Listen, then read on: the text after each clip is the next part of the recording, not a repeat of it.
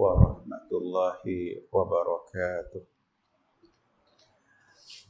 Alhamdulillahillazi arsala rasulahu bil huda wa dinil haq liyuzhirahu 'ala ad-dini kullihi walau karihal musyrikun. Asyhadu an la ilaha illallah wahdahu la syarikalah wa asyhadu anna Muhammadan 'abduhu wa rasuluh.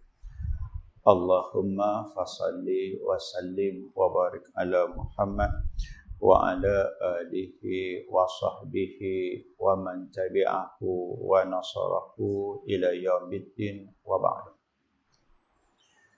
Tuan Imam, jawatan kuasa masjid, hadirin hadirat sekalian, semoga dirahmati Allah. Okay. Kita cuti lama no. Bulan puasa tamat dan raya. Lepas tu malam ni baru kita boleh bersama semula. Baik, boleh ambil kertas seorang satu no. Kalau tak cukup, beritahu kat saya. Ada macam ni no. Tuan-tuan pernah tak dengar patah titi? Pernah tak? Patah titi. Okey, pernah dengar tak? Titi terbakar, jambatan terbakar, macam-macam lah orang Melayu buah nama. Sama juga durian tu, durian sebelah kampung semalam ada panggil durian Padang.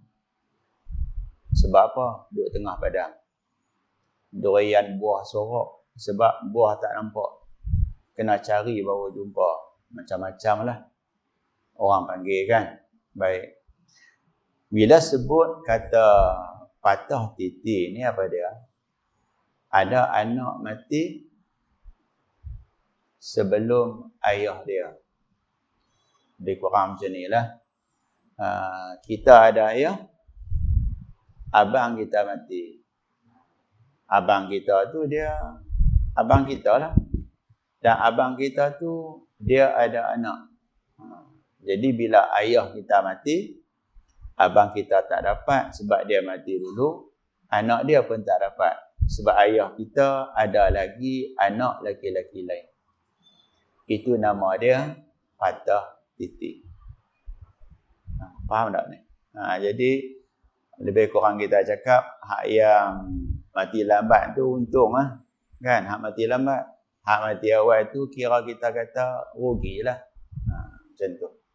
Baik, undang-undang Malaysia kita, Kedah, banyak negeri lah, kecuali Melaka, Negeri Sembilan dan Johor, anak-anak yang mati sebelum ayah tak dapat pusaka. Tapi 3 negeri pertama tadi, mereka pelik sikit. Mereka akan kira hak mati tu dapat berapa, bahagian dia turun ke anak-anak. Tetapi tidak boleh lebih daripada 1/3. Tuan-tuan setuju tak undang-undang macam tu? Maksudnya, senang cakap macam inilah. Mana-mana anak yang mati sebelum ayah, bila ayah mati, anak tu tak dapat pusaka. Anak kepada anak yang mati juga tak dapat. Yang kedua, undang-undang boleh buat. Yang ni kena buat undang-undang lah. Negeri masing-masing buat undang-undang. Ingat, undang-undang faraid ni dia ikut negeri. Mahkamah syariah dia ikut negeri. Zakat ikut negeri. Betul, faham tak tu? Dia bukan ikut persekutuan. Baik. Jadi, kalau ada undang-undang di mana disebut sebagai wasiat wajibah, anak-anak yang mati sebelum ayah, kita akan kira andaian dia hidup, dia dapat berapa. Hak bahagian dia dapat turun kepada anak isteri dia.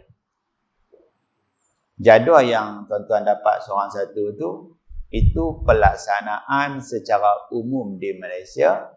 Anak-anak yang mati sebelum ayah tak ada peluang. Cuba tengok, bagi kenal dulu. Ni kes benar, cuma nama saya ubah. Saya ubah. Baik, cuba tengok. Nama apa tu? Fazilah kan? Fazilah tu dia mati. Fadilah dia mati. Cuba tengok dia mati 2022 bulan 3. Ambil pengetahuan. Bulan mati adalah penting kalau mati tahun yang sama. Okey, tarikh mati adalah penting kalau mati bulan yang sama. Okey. Jam mati penting kalau mati hari yang sama. Minit penting kalau mati jam yang sama. Saat penting kalau mati minit yang sama. Yang mati lambat tu, dia dapat pusaka hak mati dulu. Yang ni kita kena bagi tahu kat polis lah. Kita, ayah saya mati, mak saya apa mati. Kita kira mati sekali lah kot. Tak boleh. Sebab masa ayah mati, mak tak mati lagi. Ambil pengetahuan, kalau ayah mati, kemudian mak mati, ayah tu ada anak laki-laki, ayah tak ada mak ayah dah, mak tak ada mak ayah dah, ayah dengan mak yang mati jam minit tak sama, kita kira mati serentak tak apa, tak berdosa.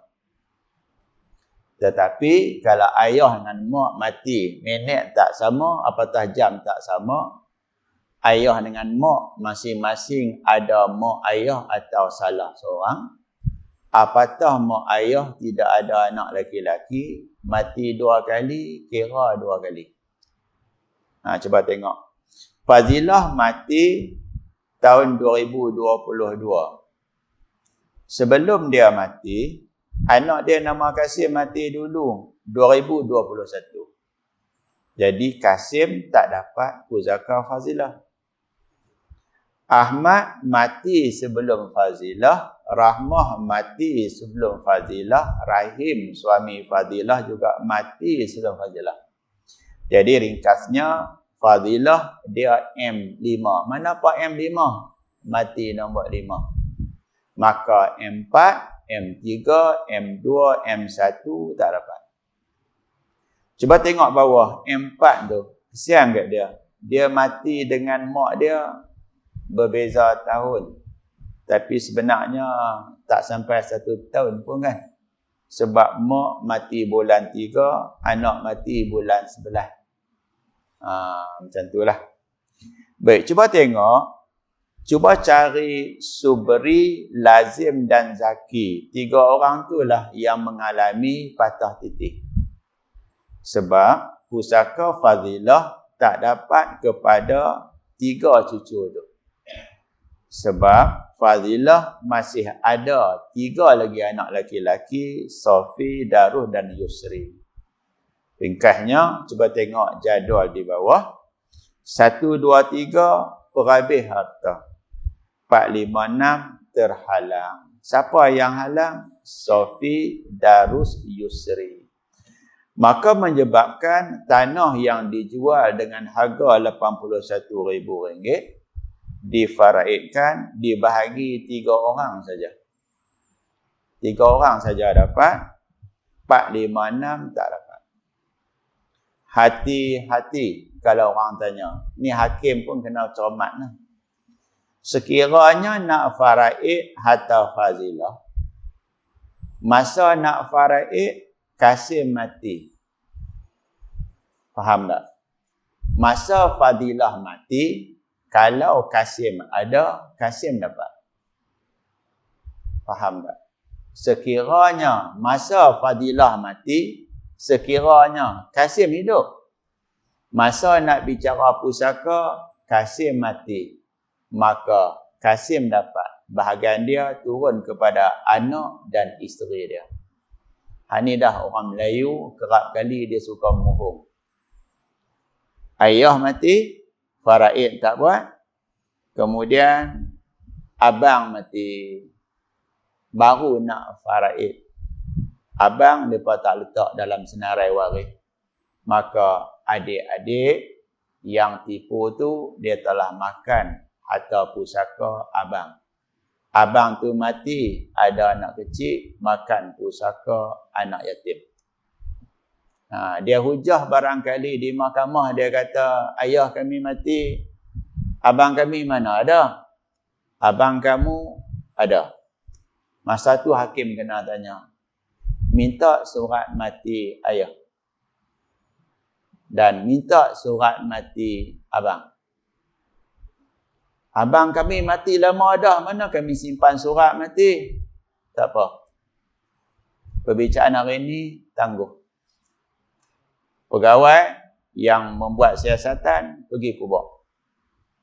Pergi cari batu nisan abang. Batu nisan ada orang Melayu gamak muhung. Batu nisan gamak muhung. Takkan kot. Bila tengok batu nisan, nampak. Abang mati selepas ayah. Abang dapat pusaka abang, pergi dekat bini dia, pergi kepada anak-anak dia. Kalau pak menakan tipu, dia tanggung dosa. Dosa bukan dosa kecil, dosa besar. Ingat nah, pernah tengok tak kayu sugi? Gosok-gosok tu. Kayu sugi tu harga berapa ringgit? Kayu sugi macam tu pun kalau kita curi milik orang lain, peluang nak masuk syurga dah tak ada dah. Bayangkan kalau kita curi, tanah. Tanah ni bukan dia curi picang kewak pelari dah. Tanah aku pernah curi. Tukar nama, bernama anak-anak. Mereka buang nama abang mereka. Itu nama dia mencuri. Tanah kita ada ke? Tanah kita duk elok-elok tata, orang curi. Tak ada. Orang buat macam mana? Orang tukar nama.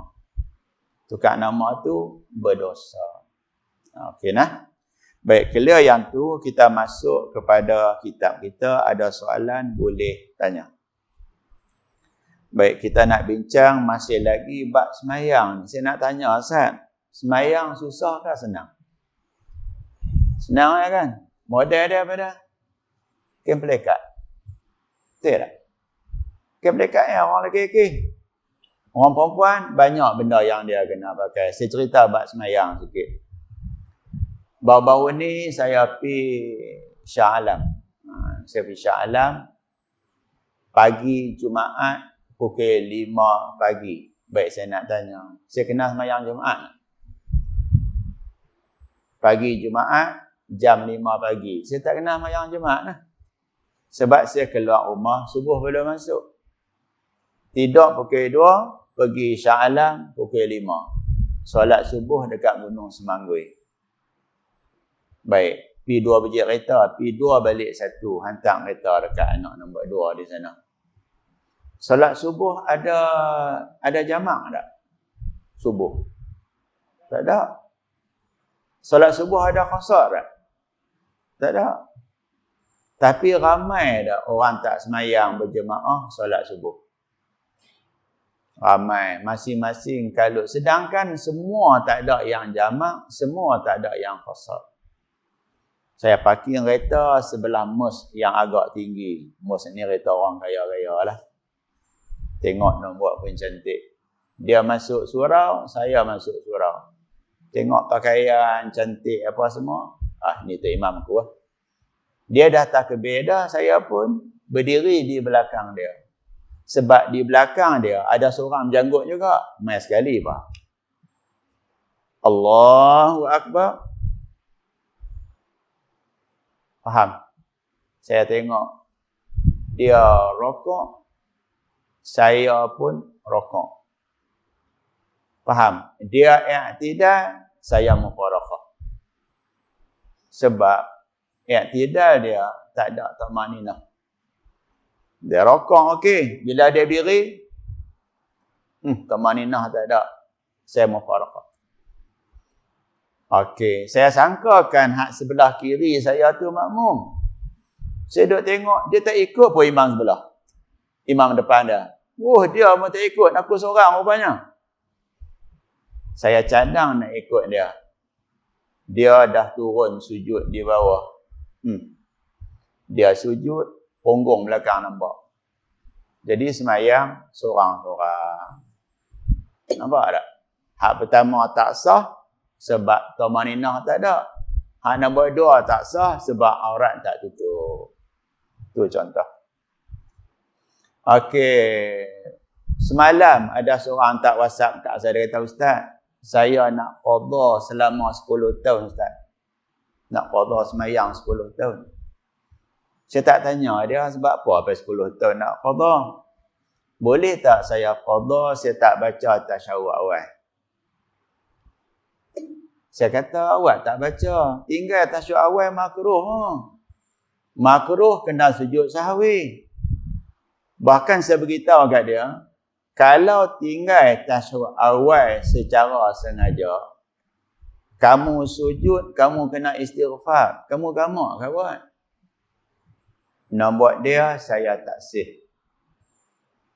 Tiba-tiba pagi tadi, saya baru sudah meracun di rumah mak mentua balik. Biasa saya meracun. Tengok dia telefon. Masa tu buka WhatsApp. Nombor telefon, nombor WhatsApp sama. Orang yang sama ni. Dia telefon, dia kata, Ustaz, saya ni selalu pergi luar negara. Sat Taiwan, sat Korea, sat Jepun, sat China, satu dunia saya pusing. Kerja saya orang terdapat kontrak. Buat design-design, benda-benda sekian. Gaji saya lumayan, Ustaz. Saya pergi China, saya jamak qasar seminggu. Saya pergi Korea, jamak qasar seminggu. Negara mana saya pergi pun saya pergi seminggu, jamak qasar seminggu. Income agak-agak besar. Besar tak? Ni, tangan, kaki, bawah habis semua. Banyak ada income, tapi tinggal keluarga. Last sekali, tiba-tiba macam mana tak tahu, dia terfikir, semayang aku ni sah ke setiap kali aku musafir aku jamak? Dia telefon saya. Rupanya dia tu saya kenal. Saya kata, awak buat macam tu? Tu lah Ustaz, tu yang saya tanya semalam. Rupanya Ustaz, saya silap. Memang silap lah. Awak pergi Jepun seminggu.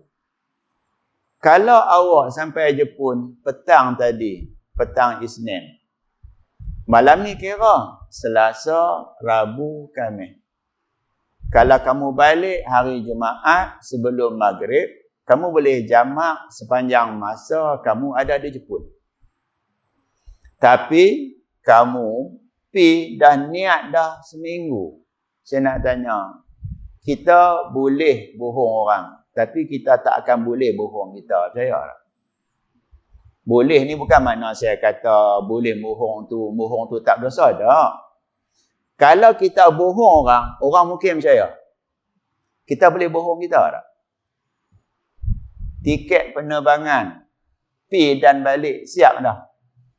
Tiket penerbangan pi dan balik siap dah. Kamu boleh bohong tak nak balik awal? Tak boleh.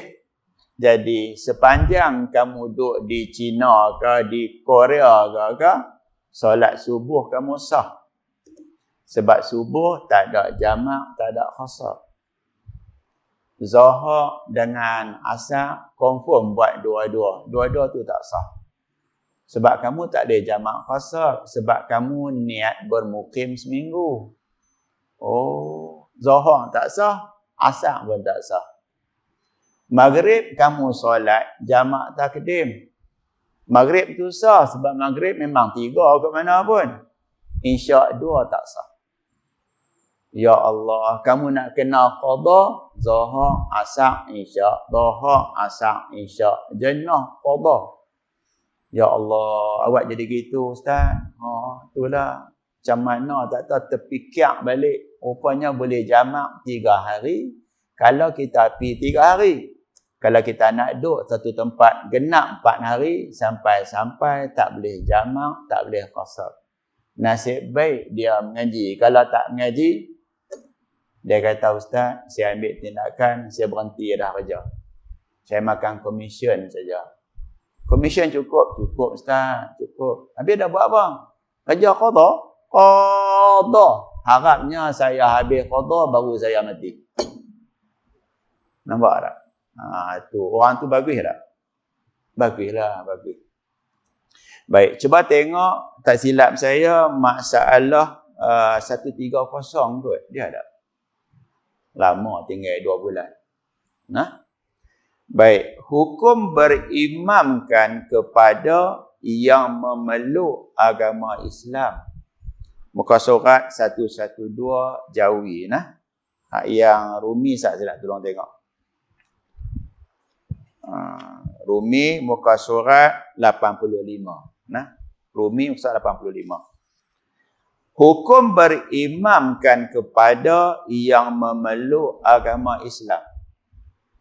Selepas sembahyang berkata, hak jadi imam tu dia kata, aku bukan Muslim yang sebenar.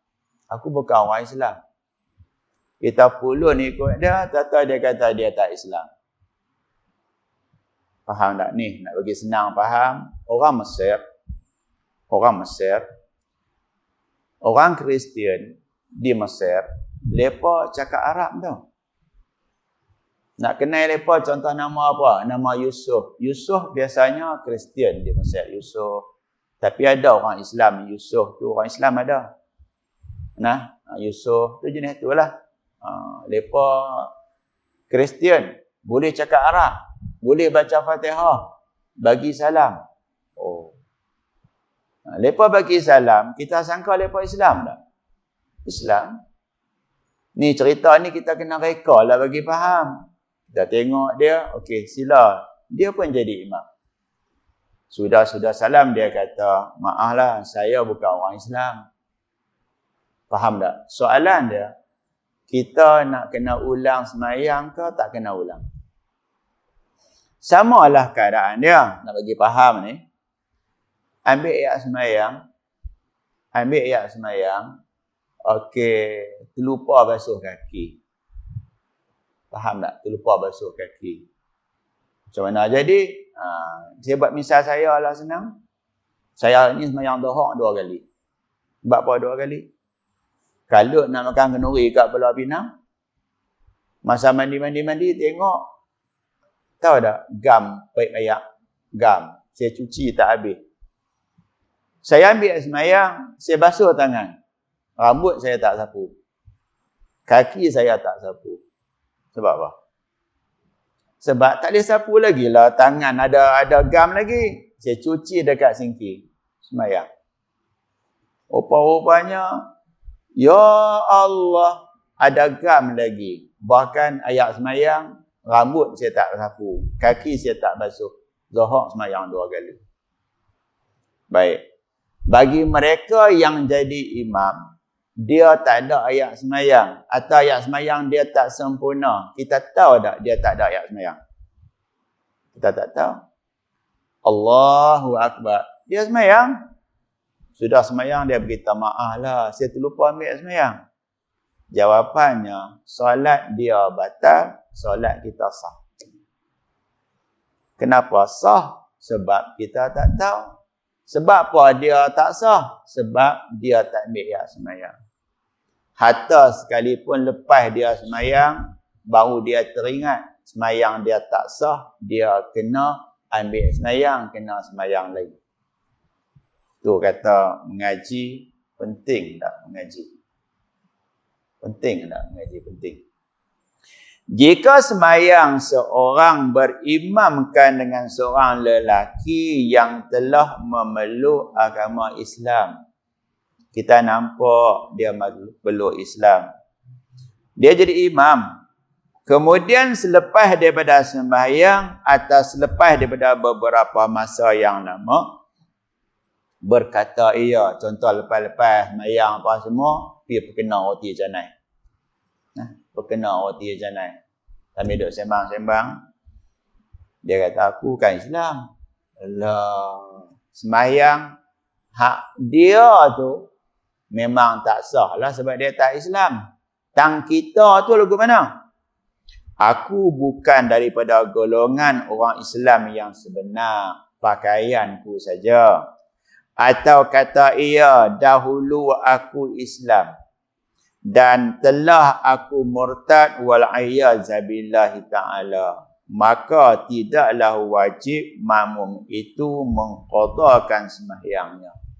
Sebab apa tak kena qada?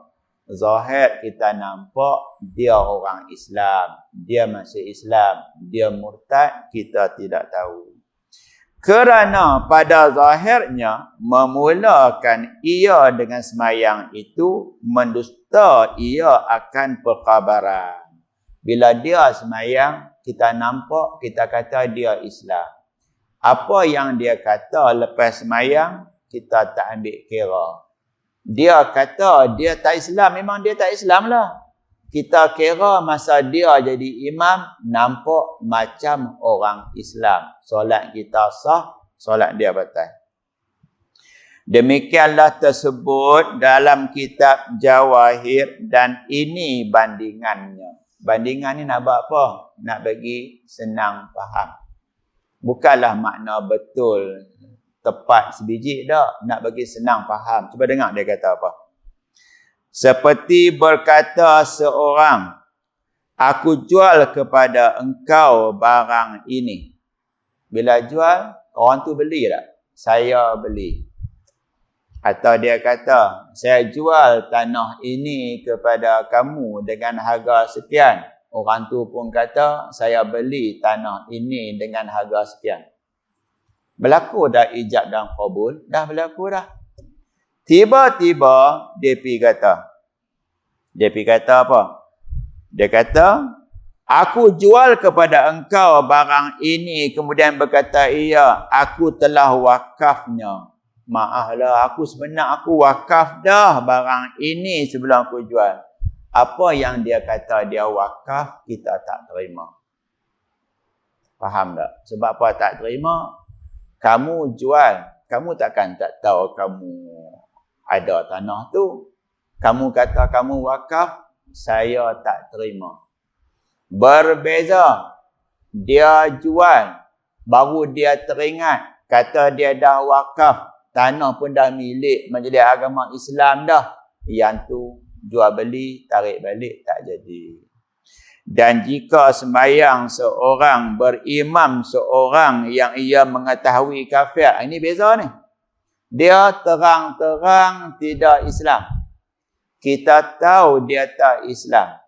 Tiba-tiba kita sudi sembahyang ikut dia, dia jadi imam.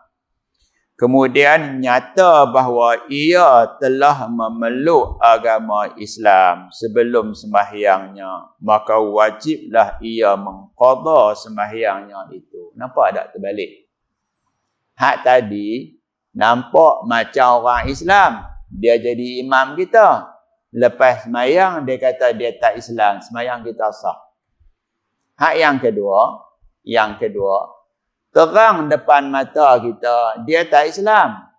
Tapi kita sudi jadikan dia jadi imam kita. Orang duk sembang belakang, dia ni bukan Islam. Kita pun tahu dia tak Islam. Okey, maka kita pun ikut. Sudah sembahyang pakat pergi tanya dia. Ni Islam ke tak? Islam ke tak? Dia kata aku Islam. Sembahyang kita batal. Sebab kita duk kata dia tak Islam sebelum dia sembahyang. Bila dia mengaku dia Islam, sembahyang dia, laki itu sah, sembahyang kita batal. Sebab kita duk kata dia tak Islam walaupun sebenarnya dia Islam. Faham tak faham? Kadang-kadang saya nak tanya, kadang-kadang kita pernah silap tak? Kita duk sangka perempuan tu mak kawan kita. Rupa-rupanya bini kawan kita. Malu tak? Tu mak kan? Ni agak patutlah bini aku. Lagi lucu macam mana? Anak ke? Anak apa bini aku? Payah nak jadi jenis macam tu. Pernah berlaku dah kita kata ke orang India, selamat pagi, kadang-kadang kata Vanakkam. Saya pernah kata Vanakkam, dia kata Assalamualaikum kat saya. Saya tanya Islam. Islam. Maaf. Sebab biasanya hak kulit macam ni orang tak Islam, saya pun tak tahu, kamu pun tak ada tanda kata kamu Islam. Jadi sekiranya kita duk kata dia tak Islam, tak sah kita ikut dia. Kita kena tanya, awak Islam ke tak Islam? Kalau confirm Islam boleh ikut. Walaupun kita duk kata dia tak Islam, sudah semayang kita tanya, Islam ke tak? Islam. Tak sah sebab tadi kamu kata dia tak Islam. Nampak tu nah? Baik. 131 semayang berimamkan kepada seorang ummi. Baca payah sikit. Bukan ummi mak saya tu dah. Bukan. Pernah dengar tak? Ummi, ibuku. Anak saya panggil kat mak dia ummi. Saya panggil kat isteri saya pun ummi juga. Supaya anak-anak ikut. Ummi maknanya ibuku. Ummi ada syaddah. Itu maknanya seorang yang dinisbahkan kepada mak dia. Dari segi fiqh, orang yang dia tidak boleh baca Al-Fatihah dengan betul. Jaga-jaga. Kita semayang tasyahud ada tak? Muhammadin Nabi Ummi. Ada orang kata, siapa semayang baca macam tu, batal semayang. Kalau jadi imam, batal semayang. Makmum ikut, batal semayang. Yang tanya saya ni, saya tak beritahu nama. Saya beritahu satu Malaysia kenal. Masa tu saya balik pada Perlis. Dulu saya mengajak Perlis tau. Pergi 2 jam setengah. Balik 2 jam setengah. Mengajak 1 jam. Berbaloi tak? Ya Allah. Merata jalan tidak. Depan balai polis. Tidak. Stesen minyak Petronas. Tidak. Nak balik jauh. Sampai kat 5.30 rumah. 5.30 pagi. Ya Allah. Mak saya tidak boleh depan tanya. Nak pergi surau kan? Mak bukan nak pergi surau, mak. Ni bawa balik pada mengajak. Ya Allah. Punca mengajak Perlis. Dulu kerja kat Ustaz. Mengajak Perlis dekat. Bila tukar main Kuala Ketih, sangat jauh. Lama-lama saya kata, cari orang lain, suruh dia sambung kitab. Masa balik pada Perlis tu, mengantuk, kena singgah kat gurun. Singgah perkena kopi gano atau kopi gano. Bagi hilang mengantuk. Saja nak cerita berkaitan ni. Tiba-tiba ada orang tanya. Ustaz tanya. Saya semayang. Ada orang kata semayang saya batal. Awak. Sebab saya baca Muhammadin Nabi Ummi. Nabi Muhammad bukan ibu. Kenapa kita kata Nabi Muhammad ibu? Bila kata ibu, batal lah semayang. Saya kata dah. Ibuku, dia hujung. Tidak ada syaddah. Tak ada sabdu. Itu baru ibu. Yang tasyahud akhir tu, hujung ada syaddah. Itu bukan ibu. Dinisbahkan kepada ibu. Maknanya tak boleh baca, tak boleh menulis. Satu. Yang kedua, ibu dia tak ada alif dan lam. Tasyahud akhir, Muhammadin Nabiyil Ummi. Ada alif lam. Jadi maknanya apa dia?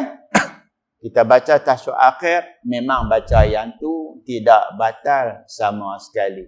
Bagi tahu yang kata batal, tidak batal.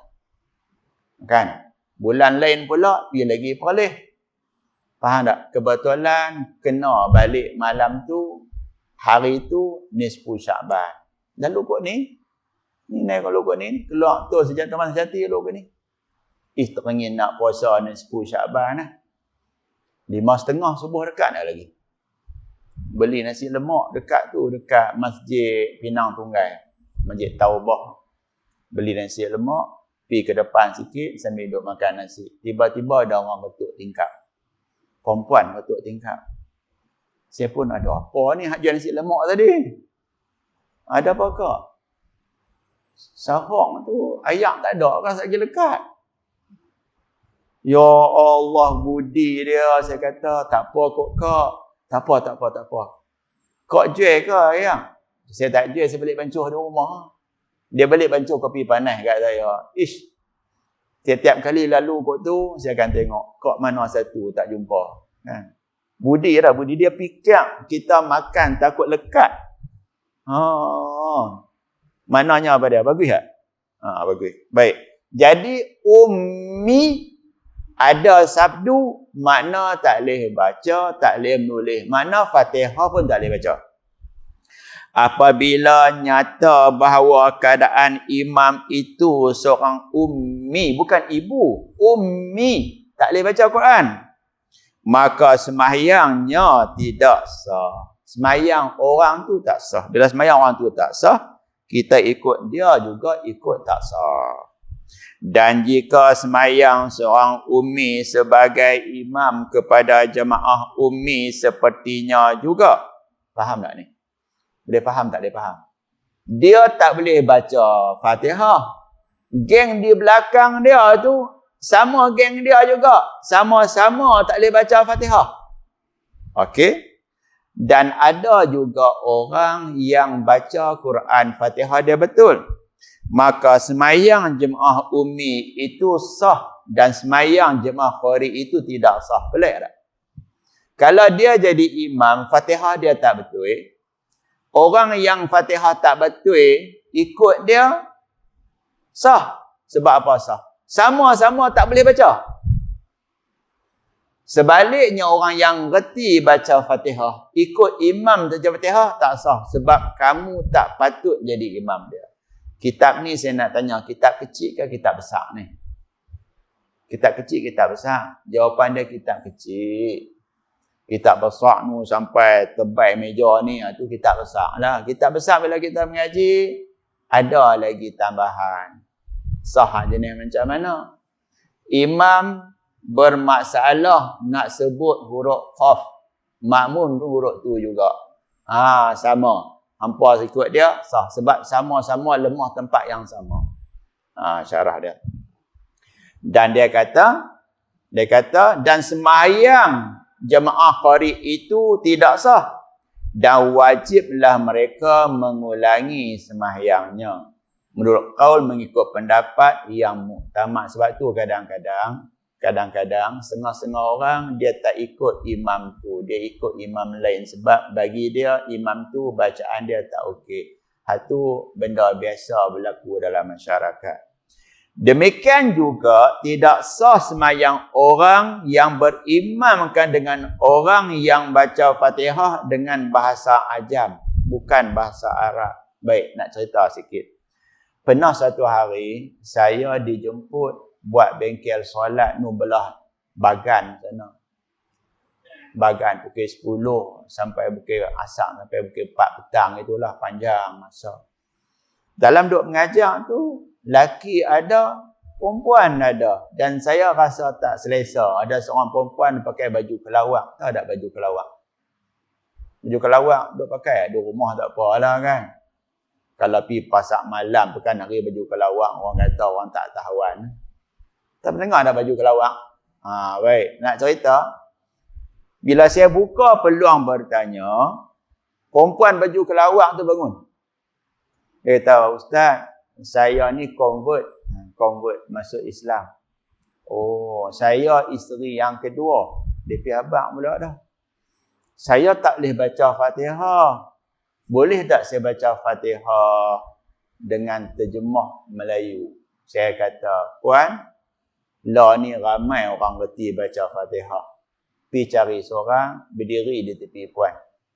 Dia baca sekarat, puan baca sekarat. Dia baca sekarat, puan baca sekarat. Kena semayang, ikut dia. Sudah semayang, tolong pergi cari guru, belajar baca Fatihah. Tak boleh semayang baca Fatihah, bahasa bukan bahasa Arab, dia panggil ajam. 132, makruh berimamkan orang yang di bawah ini. Dah jadi imam, tak patut jadi imam. Kalau jadi imam juga, solat sah. Ingat, cuba tengok bawah. Yang pertama, anak zina. Anak zina ni bukan salah dia. Tetapi bila dia jadi imam, mak bapak dia, mak tu orang kenal lah. Bapak orang tak kenal. Jadi, awak tak usah jadi imam lah. Kenapa tak usah jadi imam? Sebab bapak kamu tak ada. Biar yang jadi imam tu orang yang terpilih. Kalau jadi imam juga, sah. Lagi, Orang yang tidak diketahui bapaknya, faham tak faham? Anak pungut, faham tak anak pungut? Ni cerita lawak sikit nah. Ada seorang perempuan Sungai Petani, dia hello saya banyak kali.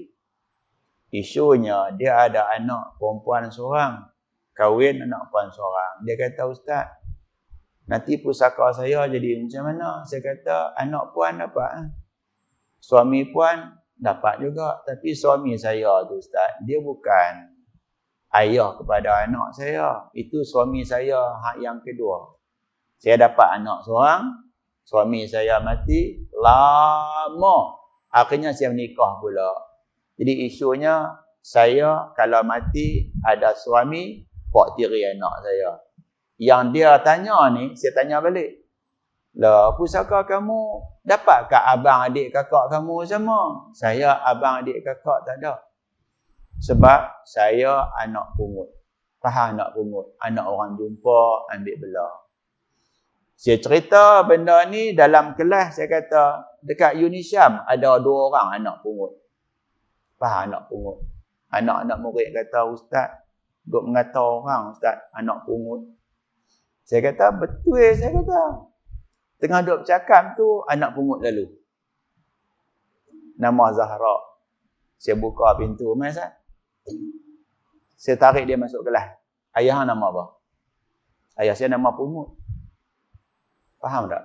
Zahra bin Pungut. Abang dia nama Nur Zaidi. Berapa? Perempuan Zahra binti Pungut. Abang dia Zaidi bin Pungut. Saya tanya dia, hampa tak malu ke ayah nama Pungut? Ayah kami kata nasib baik ayah hampa tak nama buang. Pungut ambil. Kalau Zahra bin buang, anak buang. Tapi dia kata, ayah pun kata, kesianlah hampa anak pungut no. Melawak bagi tak mengantuk aja.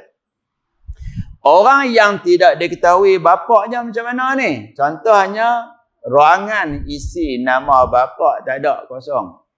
Biasanya kalau kosong tu, anak tak sah taraf lah. Biasanya. Tapi kadang-kadang ada juga anak yang sah taraf, tapi kita tak tahu bapak dia nama apa. Yang ketiga, orang yang fasik. Tahu fasik? Benda hak dosa-dosa kecil, dia buat berkekalan. Okey, dosa-dosa besar pun, kalau buat juga, itu fasik lah. Orang jenis macam ni, tak boleh menjadi imam. Jadi imam juga sah, tetapi makruh dia jadi imam. Clear nah. Kadang-kadang ada tak Melayu kita penipu? Ada tak? Penipu, kami tahu lah dia tu. Kita bagi kat dia geran tanah, suruh dia jual duit sapu kat dia, dia tak bagi duit kat kami. Dia buat ke mana duit tu? Dia pergi melabuk. Faham tak ni berlaku duk banyak lah ni. Kita bagi geran, suruh dia pergi cari pembeli. Pembeli tu dapat. Pembeli bayar duit kat dia. Duit tu dia pergi buh dekat skin cepat gaya. Sikit bagi pok habis dia habis. Jenis tu duk berlaku dalam masyarakat kita banyak Penipu orang. Kadang-kadang duk bagi pinjam duit secara riba. Tu fasik lah tu. Orang jenis macam tu jangan jadi imam. Kalau jadi imam juga makruh. Makruh pada dia yang jadi imam. Lagi yang keempat, orang yang membaca cepat yang tidak dapat difahami bacaan dia. Hak ni berlaku. Baik, saya nak tanya, pernah dengar tak dekat Indonesia tarawih campur isyak 7 minit? Dengar tak? Kata rokok 7 minit siap. Ya Allah. Dan ada juga tarawih di Indon. Sembahyang maghrib mereka baca agak panjang. Isyak agak panjang. Tarawih tu mereka buat sampai ke pagi, satu malam khatam 30 juzuk. Mau tak pergi sembahyang tu? Agak-agak terbalik. Sampai cerita kat kita, tarawih 7 minit. Tarawih 7 jam tak sampai kat kita. 7 jam tu, geng-geng mahat tahfiz mereka duk buat. Okey, baik. Nak taja sikit. Dia baca, kita tak faham. Ada 2 benda tak faham. Pertama, kita tak faham sebab kita tak mengaji Arab. Kita tak mengaji Arab. Bila tak mengaji Arab, kita tak faham. Satu lagi, dia baca apa pun kita tak tahu. Awak kan, cepat sangat. Orang jenis macam ni, jangan jadi imam. Juga kalau boleh, pastikan imam yang kita lantik tu imam yang sesuai dengan kita.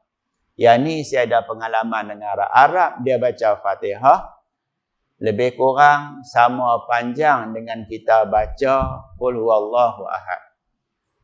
Kita baca Qul huwallahu ahad, Arab baca Fatihah, habis dah. Depa baca bahasa lepa. Lepa baca cara lepa, sederhana. Walau sederhana, sangat cepat bagi pihak kita. Jadi macam ni, kalau boleh cari imam bukan Arab sebab kita tak ada nak ikut. Kalau kita ikut dia juga, Fatihah duk tinggal semua lah. Baik. Yang kelima, orang yang gagap. Orang gagap ni cakap lambat.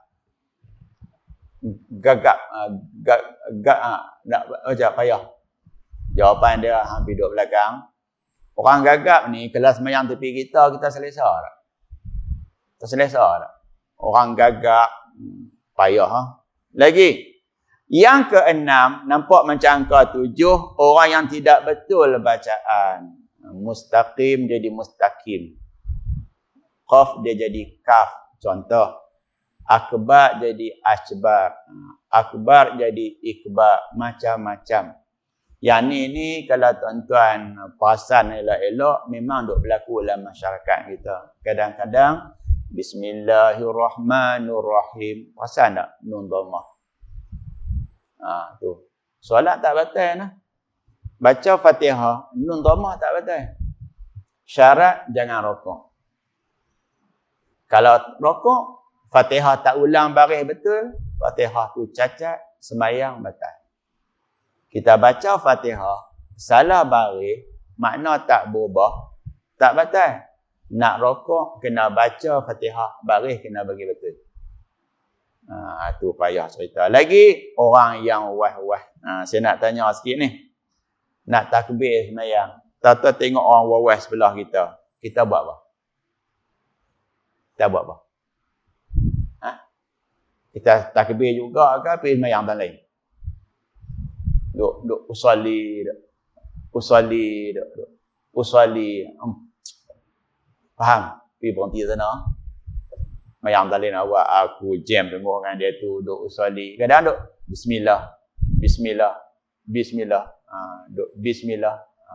Saya berjumpa satu masjid, imam dia terlampau jaga sangat. Tak bagus juga lah. Sebelah saya, makmum wah-wah. Imam ni, dia tunggu orang wah-wah sampai habis Fatihah. Baru dia rokok. Tuan-tuan selesa tak? Makmum duduk bismillah. Dia tunggu, imam dia tunggu sampai makmum tu habis Fatihah dia, baru dia rokok. Kita Fatihah habis lama lah. Jenuh kalau macam tu, rokok habis kat dia. Sebab apa dia wah-wah? Macam tu. Kita yang wah-wah, selesa tak dengan imam tu? Selesa? Akhirnya imam pun nak kena tunggu dia kacau lagi. Yang ke-8, orang yang melakukan perkara-perkara yang makruh dalam semayang seperti berludah ke arah kiblat. Dia semayang, dia ludah puih gitu. Nak ludah sebelah kiri. Tapi jaga-jaga nah. Hak contoh yang berlaku zaman Nabi itu, masjid lantai dia pasir. Kita masjid lantai dia apa dia? Kapet. Jadi sesuai tak? Itu istimewa dia, ada kain, ada ridak atas bau. Kalau nak ludah di situ. Jaga. Tapi kalau ludah tu keluar darah apa sama, yang tu ridak tadi kena letak di bawah. Termasuk juga makruh ni, kalau tuan-tuan pernah dengar, Allahu Akbar, iftitah tak baca. Ni banyak duk berlaku musim tarawih. Awak tak baca iftitah, nak cepat, bacalah iftitah. Okey. 133 meludah di dalam semayang ke arah kiblat. Boleh ke tak boleh? Semayang sah. Tapi saya nak tanya, kita rasa teringat tak tengok dia ludah? Saya nak tanya elok-elok ni. Kita berhenti kat traffic light, bukan jauh mana pun. Elok-elok beralih kiri, beralih kanan. Penumpang sebelah kereta dia ludah. Kita rasa apa? Ish, ludah depan aku. Faham tak? Ataupun korek hidung depan orang.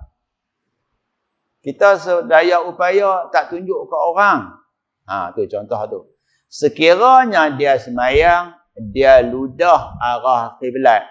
Apa yang Nabi kata kepada orang jenis macam tu?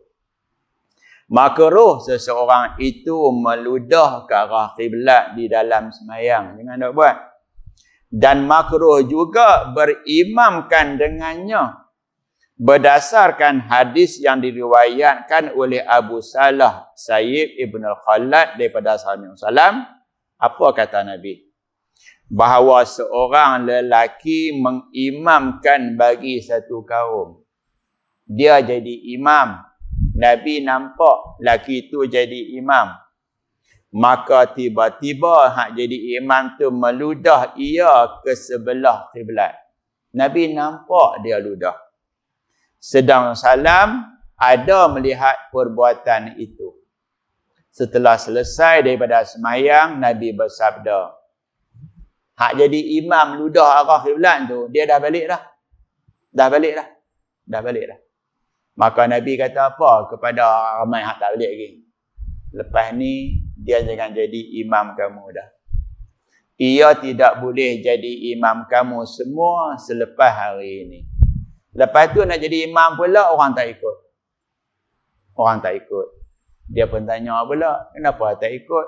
Pergi tanya Nabi. Sebab bila kamu buat perbuatan yang seperti itu, kamu jadi imam. Nabi pun jadi imam. Bila kamu solat, ludah arah kiblat, orang akan kata, Nabi kamu ajak kamu buat macam tu. Maka kamu menyakiti hati Nabi. Jadi kamu tak layak menjadi imam. Okey. Ada soalan kot nak tanya apa-apa?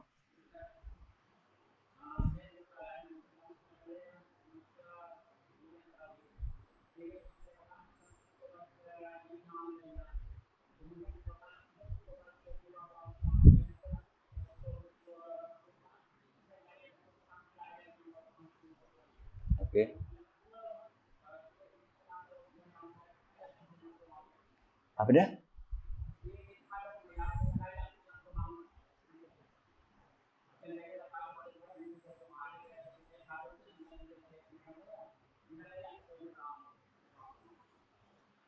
Yang kedua bagi jelas sikit. Yang kedua.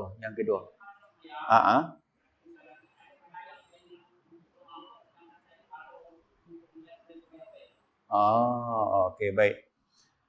Sembahyang ni nak abang, surah apa baca pun tak apa. Cuma nak bagus, kena tengok surah apa kita baca. Yang pertama, elakkan baca Al-Quran yang melompat. Tak melompat. Baca surah, lompat satu surah atau 2-3 surah. Lompat. Walaupun lompat surah, dia tidak makruh, tetapi dekat dengan makruh. Harus tidak, makruh tidak, tengah-tengah antara harus dengan makruh. Dekat dengan makruh, orang Arab panggil khilaful aula. Menyalahi yang Nabi duk buat. Kalau kita baca surah, kita lompat, tetapi benda tu pernah Nabi buat contoh. Contoh kita baca sajdah. Kemudian kita lompat di surah Al-Insan. Banyak tu. Lompat itu tidak makruh sebab Nabi pernah buat. Cuma isu dia, kadang-kadang duk berlaku, kita baca surah, kita lompat. Sedangkan surah tadi tak habis lagi. Nampak tak? Baca surah, lompat, tak habis lagi. Yang ni duk berlaku. Pernah saya solat tarawih, mula-mula baca An-Nisa. An-Nisa tak habis. Al-Ma'idah tak habis. Satu malam banyak surah dia baca. Semua tak habis. Perbuatan seperti itu adalah khilaful aula. Kenapa? Kamu baca, kamu lompat ayat atau kamu lompat surah. Tak batal. Tetapi tidak bagus buat macam tu. Dan juga satu lagi nak beritahu, sedapatnya baca ayat Al-Quran, rakaat yang kedua lebih pendek daripada rakaat yang pertama. Siapa perasan sajdah panjang daripada Al-Insan? Tetapi kita akan rasa Al-Insan lebih panjang daripada sajdah. Perasan? Cuba tengok sajdah dengan insan, surah mana panjang? Sajdah panjang. Tapi sebab apa kita rasa Al-Insan lambat? Sebab sajdah kita rasa pendek sebab kena kerat 2 kali. Faham tak? 1 sampai 15, sagi 16 sampai 30, kerat 2 kali. Yang kedua, kenapa rasa pendek? Rasa pendek, surah sajdah, ayat dia panjang-panjang. Jadi bila panjang-panjang, berhenti tak banyak. Surah Al-Insan berhenti banyak kali. Kita akan rasa sajdah cepat habis, Al-Insan lambat habis. Apa tak? Pagi Jumaat kita biasa dah duk kata, jom kita pergi semayang sajdah. Ada tak? Jom kita pergi semayang sajdah. Semayang subuh, tapi orang pun nama sajdah. Sebab pi cadang nak buat sujud sajdah. Okey, isu lompat yang Nabi pernah buat tidak mengapa. Contoh paling senang, semayang raya baca ada sabihis. Sabihis kan? Yang kedua baca al-ghasyiyah. Kembang tu. Contoh dia macam tu. Jangan lompat. Kalau lompat juga tak batal. Tak batal. Ada satu orang, dia baca surah sabihis, dia berlompat pi wadduha. Saya tengok depan mata saya. Rupa-rupanya semasa solat rakaat yang pertama, bila rukuk, kipas angin dia puput muka surat Al-Quran. Dia tukar muka surat baru. Maka imam barangkali tak apa nak ulang banyak kali ikut, dia tak boleh, dia baca. Tak apa, tak ada masalah apa-apa. Yang jadi isunya adalah, ni perangai Melayu kita dah buat juga, Arab tak buat. Baca sajdah 1 muka surat setengah. Bila bangkit, tatajafa junubuhum kan. Dia baca sekerat lagi. Kemudian dia rukuk. Dia berdiri yang kedua, dia baca Fatihah, dia perhabis lagi. Yang satu lagi lah, lagi 1 muka surat. Perbuatan ini, nama dia khilaful aula. Sebab Nabi tak pernah buat macam tu. Habis tu yang duk berlaku, itu cerita orang yang berlaku lah. Bahkan nak beritahu, solat witir, rakaat pertama tu, kita duk baca sabihis kan. Yang kedua kuliah. Bukan yang kedua, inna anzalna. Banyak orang duk pergi baca inna anzalna. Apatah lagi malam 16 dan ke atas. Itu silap. Yang kedua, kekal kuliah ayyuhal kafirun. Yang ketiga di hujung, baca 3 qul. Ingat tu nah? 3 qul. Jadi bila kita faham macam tu, kita buat macam tu lah. Jangan duk ubah lah. Tapi duk jadi juga masyarakat Melayu, duk likan muka surat Al-Quran. Solat witir, dia baca ayat yang surah-surah yang sambung hak tadi. Itu kesilapan. Berikutnya, solat apa pun kita boleh baca doa. Solat qadha pun tak apa, solat tunai pun tak apa, solat sunat pun tak apa. Ikut tertibnya, ikut tertib. Selepas baca, lepas semayang maghrib, dia solat sunat, kemudian baru zikir. Mazhab Syafi'i ubah. Lepas semayang, zikir. Lepas tu baru solat sunat. Kenapa diubah? Kerana nak bimbing makmum. Kalau lepas semayang maghrib, semayang sunat, siapa pun tak berzikir. Tapi kalau imam lepas semayang terus zikir, makmum ada peluang untuk tunggu imam. Itu sudut pandangan masing-masing lah. Okey, sebab tu macam diperlih. Lepas semayang, zikir mereka tak buat. Mereka lepas solat sunat, mereka buat sendiri-sendiri. Mereka kita. Macam tu nah. Doa apa pun tak apa. Bila masa pun tak apa. Cakap dulu nah. Bismillahirrahmanirrahim. Allahumma hdina wahdi bina waj'alna sabilan liman ihtada. Allahumma ja'al jam'ana haza jam'an marhuma wa tafarruqana min ba'dihi tafarruqan maksuma. Wassalamu alaikum warahmatullahi wabarakatuh.